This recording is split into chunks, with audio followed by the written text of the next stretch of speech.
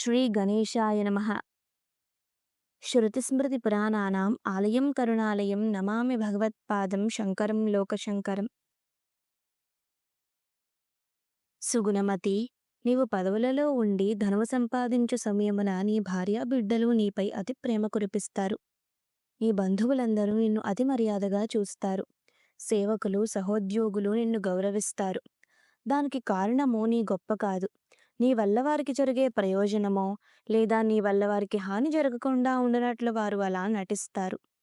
ఒక్కసారి ఆ పదవి పోగానే, నీలో ధనార్జన శక్తి సన్నగిల్లగానే నిన్ను ఎవ్వరూ పట్టించుకోరు. ఇంట బయట నీకు గౌరవం లభించదు. నీకు వేలాకోలములు, హేళనలు, ఎగతాళులు, చులకనలు ఎదుర్కొనే దుస్థితి కలుగుతుంది. కనుక తెలివిగా ఇప్పుడే కళ్ళు తెరిచి ప్రేమస్వరూపుడైన ఆ పరబ్రహ్మ ఆదరణకు పాత్రుడవుటకు ప్రయత్నించాలి. కరుణామూర్తి అయిన ఆ పరబ్రహ్మ అభిమానము తెలుసుకోవాలని ఉంటే ఈ వస్తు సంపదలపై మోహము విడిచి, దేహ సంబంధులైన వ్యక్తులపై మమతను వీడి మనసును మాధవునికి అర్పణ చేసుకోవాలి. భవసాగర తరుణమునకు శ్రీహరినామమన్న నావను ఆశ్రయించాలి. అది అతి సులభముగా భవసాగర యాత్ర జరిపిస్తుంది. నేర్పరి, శరీరంలో ఈ హంస సాగిన వరకే బంధువులు మిత్రులు నీ క్షేమ సమాచారములు అడుగగా వస్తారు. నీపై అతి ప్రేమ వాత్సల్యం కురిపిస్తారు. అది అంతా నీ గుండెలలో ప్రాణవాయువులు సాగువరికే. ఒక్కసారి ఉచ్ఛ్వాస నిశ్వాసములు ఆగి నీవు విగతజీవుడివై నేలపడినప్పుడు నీ భార్య కూడా నీ దరిచేరేందుకు భయపడుతుంది. నీ వారందరూ నీ శరీరము తాకటానికి కూడా శంకిస్తారు. నీవు తనువు చాలించిన కొద్ది క్షణముల వరకే అందరూ శోకము ప్రదర్శిస్తారు. ఆపై నీ ఊసును కూడా ఎవ్వరూ ఎత్తరు. అందమైనదని ఊహించుకునే మన ఈ శరీరము రోగముతో రోతతో మలినగంధభూయిష్టమవుతుంది. శరీరమున ప్రాణవాయువులు ఆగిపోగానే అది పనికిమాలినదైపోతుంది. ఎంత త్వరగా దానిని వదిలించుకుందామా అని అందరూ భావిస్తారు.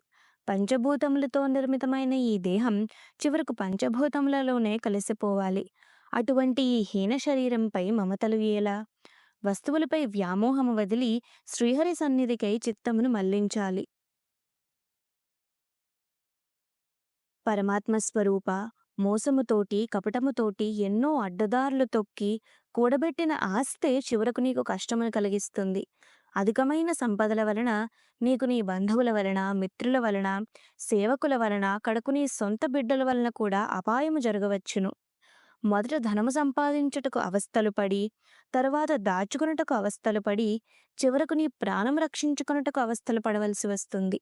అట్టి ధనములో కొంత కూడా నీవు నీతో తీసుకొని పోలేవు. నా బిడ్డలు నా వాళ్ళు అని స్వార్థముతో నీవు దాచిన ధనము వలన నీకు ప్రయోజనమేమిటి? అంతేకాదు, ఆ ధనము నీవు సంపాదించి వారికి పెట్టు వరకే నీకు మర్యాద. దానిని సంపాదించలేనప్పుడు నీ సంగతి ఎవ్వరూ పట్టించుకోరు. ధనము వారికి దక్కగానే నీ విలువ తగ్గిపోతుంది. తరువాత నీ యోగక్షేములు కూడా ఎవ్వరూ పట్టించుకోరు సరికదా, నిన్ను ఉదాసీనముగా చూస్తారు. ధనహీనుడవైన నీవు నలుగురిలో అపహాస్యపు పాలు కూడా అవుతావు. ధనదాహం ఊబి వంటిది, అందులో చిక్కుకుంటే బయటకు రాలేరు. కనుక ధనము వలన నీకు ఎప్పుడూ సుఖము లేదు. నీవు నీ నిజ జీవితంలో చూసే ఉంటావు. ఎందరో ఆ ధన వ్యామోహంలో పడి ఆప్యాయతలు, ప్రేమలు, మైత్రి, మానవత్వము మరచి ఎంత అమానుషంగా ప్రవర్తిస్తున్నారో. చివరకు వారి జీవితంలో పడ్డ సుఖము, చివరకు వారి అంతము కూడా ఎలా జరుగునో నీకు విదితమే. కనుక ధనచింతన మాని సమయము దైవచింతనకై ఉపయోగించి జీవితమును సఫలము చేసుకో.